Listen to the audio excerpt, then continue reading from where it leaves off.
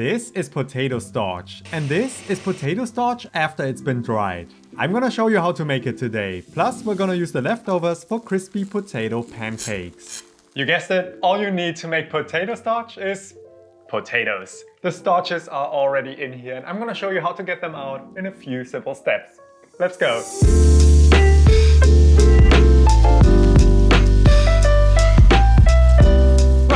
Potato starch. We all know it, it's usually used to thicken sauces or to make food crispy. But where does it actually come from? How is it made? You probably noticed that some potato varieties are called floury or even starchy, and that is because they have a high starch content, usually something between 10 to 12%. There are other potato varieties that are called waxy potatoes. They have a lower starch content and we shouldn't be using them for this recipe today. Making your own potato starch is actually easier than you might think, because all you need is a grater, water, and gravity.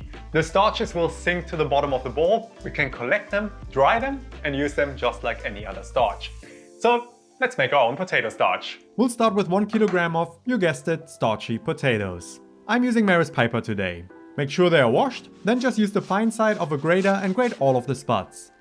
Transfer them to a bowl, cover them with warm water and give them a massage, which will help to release the starches. Now grab another bowl, a sieve and some cheesecloth. It's time to extract the starches. Add a handful of the grated potatoes and squeeze out as much liquid as you can. The squeezed potatoes should almost hold their shape like this. In the end, also pour in all of the soaking liquid.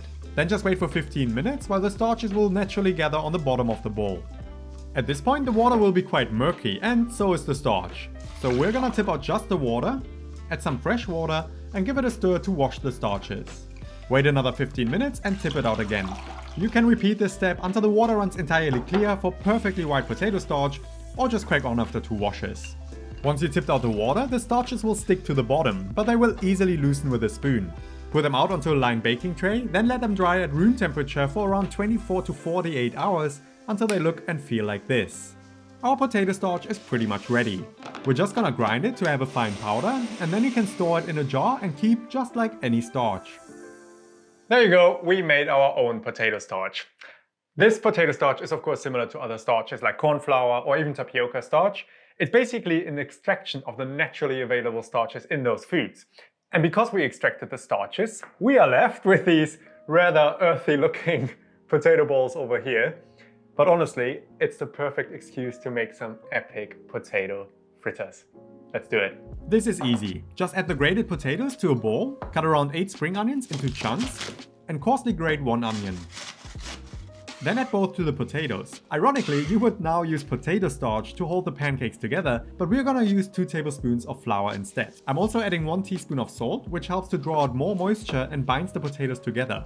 Let it sit for 10 minutes for the salt to do its magic while you heat up the pan. Then just fry the potatoes in batches, shaping and pressing them with a spatula until they are golden and crispy on both sides. Just like this. Angel hair potato pancakes.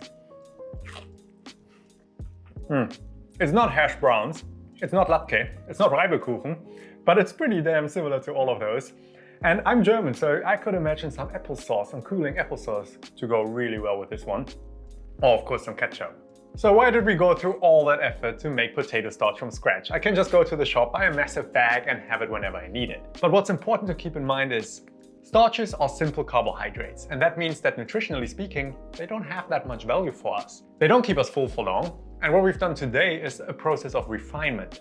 So we stripped away the starches from the rest of the potato and we ended up with a refined product. Because the way nature usually works is it structures food in complex ways that actually makes it more nutritious. It's just what we do to those foods, the refinement, that sometimes makes it less healthy. Of course, a potato is not a healthy food, but if you look at it with the skin and with the rest of the potato and then the starches, you actually have fibers in the skin. If you then consume the fibers together with the starches and the rest of the potato, you minimize the impact that those starches would have on you. Plus, as always with the laws of nature, everything in moderation. And that's exactly the reason why I wanted to show you how to make potato starch from scratch, because look at this. This is the starch we got out of 1 kilogram of potatoes. But now imagine how much starch is used every day to make sauces creamy, to make food crispy. If you make this at home, just once, you get a very different respect for this ingredient and you won't use it as generously, and that means you can have a more balanced diet. I hope you learned something new today.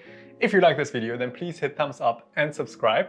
You can find the recipe to this in the description below. And as always, wunderbar!